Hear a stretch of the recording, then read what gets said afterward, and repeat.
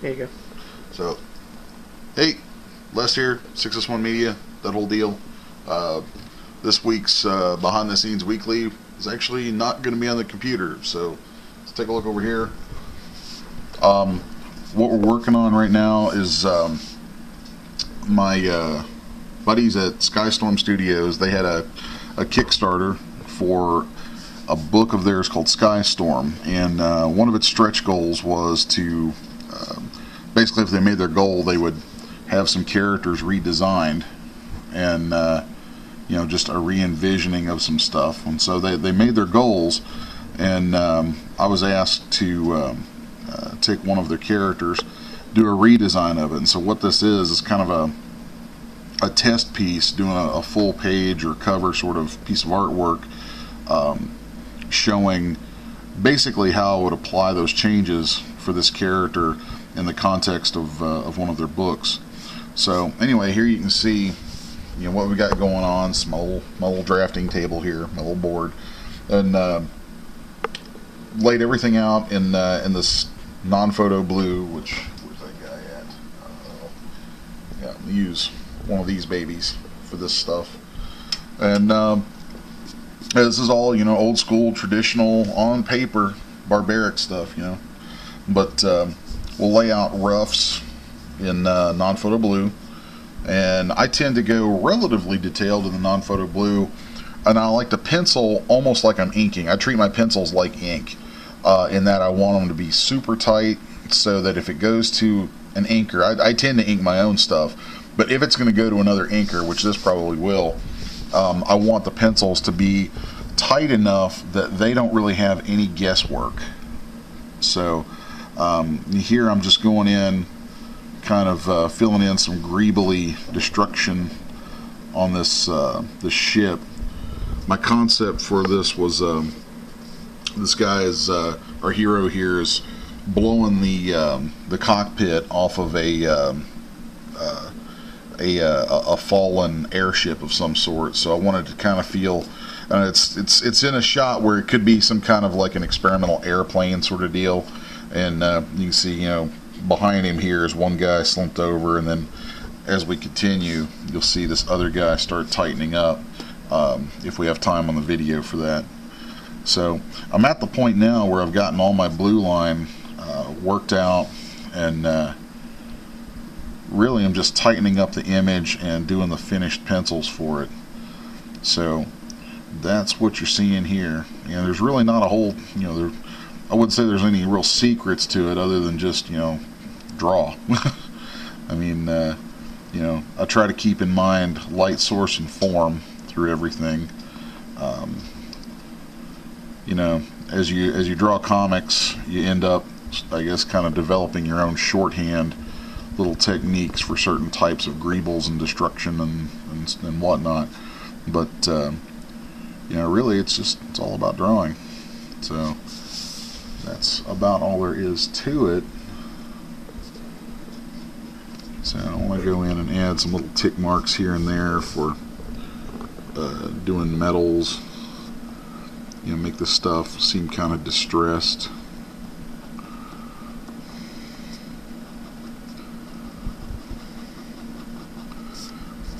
And in my blue line, I don't know if the camera can pick it up very well, but had this like tubing starting to show over here. So I'm gonna head through that, finish that stuff up.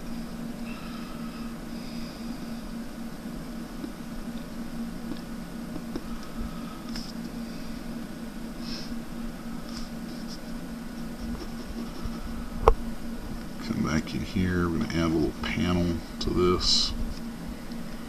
And a lot of this stuff, really, especially when it's kind of an imaginative sort of vehicle, and then it gets destroyed. I mean, a lot of it really is just coming up with your own visual shorthand for greebles, which is just kind of mechanical looking extras, on surfaces of things. If you watch Star Wars, those ships, you have the characteristic shape of a ship. Millennium Falcon has that sort of disc shape to it. but then all of its details, those are all just greebles. So you kind of, when you draw some sci-fi stuff or just vehicles and that sort of thing, you start to come up with your own way of expressing, you know, mechanical stuff. And when it's being destroyed, you've got a lot of leeway. So, you know, I'm just going to kind of play around with some stuff here, add some more mechanical sort of shapes. You know, I wanted to give it maybe some little wires spitting out the side, little just little jaggy shapes and things, you know, stuff that helps make it read as something mechanical and broken. So then this is in the water, so I kind of have this way that I like to render water, where I tend to think in terms of just the shadows. You know, if you put too much thought into how you render water and try to, water can be deceptive. There's actually not a lot there, and you want to focus on trying to give the impression of, you know, the shadows, and water casts shadows on itself, so that can make it kind of tricky to think your way through. But there's again, just like with the greebles on the ship, you know, with something like water, you start to develop this sort of method, you know, these visual shorthand techniques that kind of tell someone that it's water without having to go through and render all kinds of little lines and things. I mean, some guys will do that. You know, there's some Bernie Wrights and stuff that you can see that where he's done that, but that's, you know, that's not something I'm that interested in. I'd rather get the stuff, you know, get the story told and get the broad strokes in there, and I like to leave some stuff. I think that when you take this approach, it kind of leaves some stuff for the viewer to piece together in their head. So, you know, that I like to ask someone looking at the stuff to sort of, you know, kind of help out a little bit with their own interpretation. You know, some of these kind of abstract looking shapes.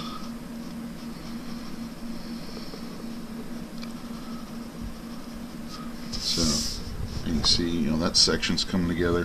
One thing, just kind of a technical note, is if you notice the lower right side of this is not penciled, and you know, if you think about it, I've started from the upper left, and just like if I'm inking, I start from the upper left and I'll work basically down the left side, and I'll try to work across, so that as I work, of course I'm right-handed, so as I work, by doing that, it keeps all this graphite on the page from being under my hand while I'm drawing.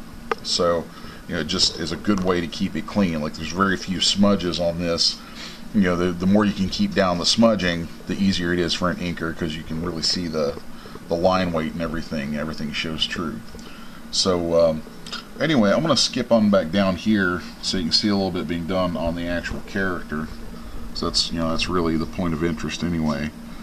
So what we've done is we've taken, grab a book from over here.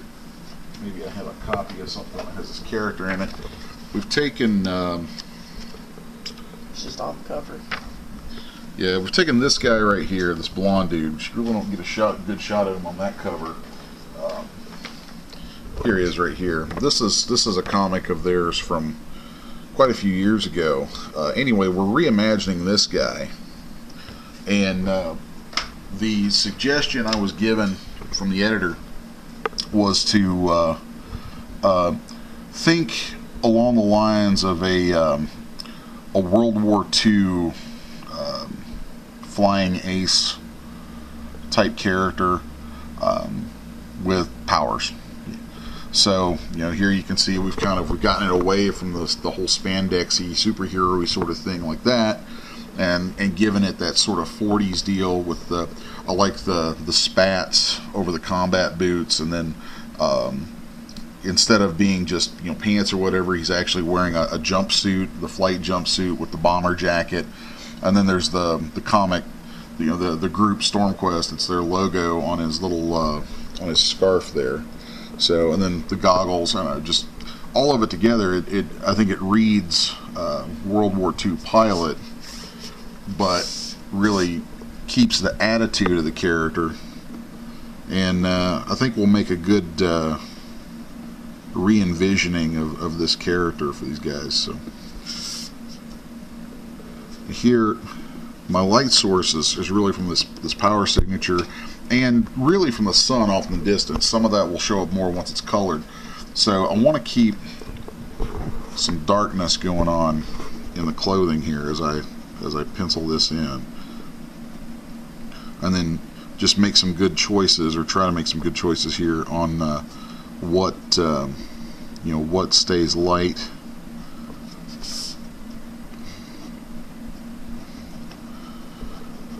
And at this point, I kind of take some liberties over the blue pencils, just kind of thinking my way through the type of details and things I'm going to put in here.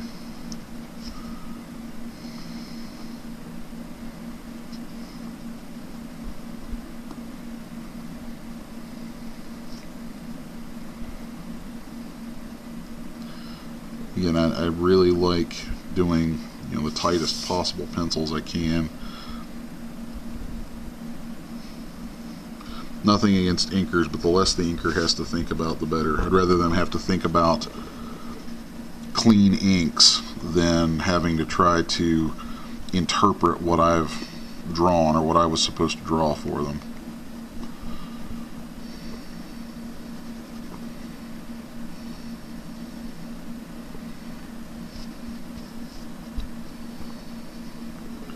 A lot of times you'll notice like my pencil will kind of float, and it's almost like I'm drawing without drawing. What I'm doing is kind of, sometimes I'll trace things out in the air over it before I actually go in and start actually laying lines down, because I want my movements to be as true when they hit that page as they can be. So I think I kind of picked that up from airbrushing, because a lot of times when you're airbrushing, you'll hold the gun and you'll go in the air a few times before you actually let loose with paint. And I'm kind of approaching it the same way with the pencils. I'll kind of practice the stroke a few times before I do it. I do the same thing when I ink too. I think it helps keep everything really, really clean.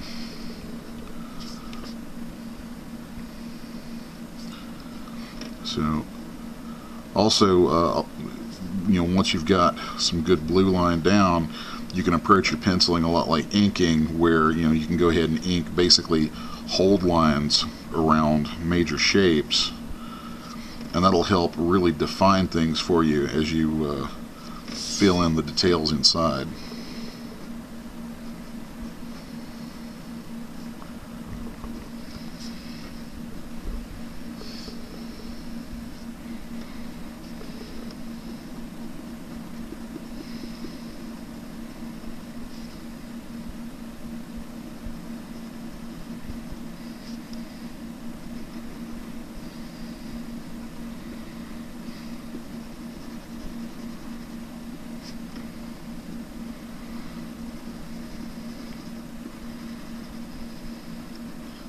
Sometimes if I'm in a hurry, I won't fill in all the black areas. I'll just do a little something like that and put an X in it. That lets an inker know to make that black.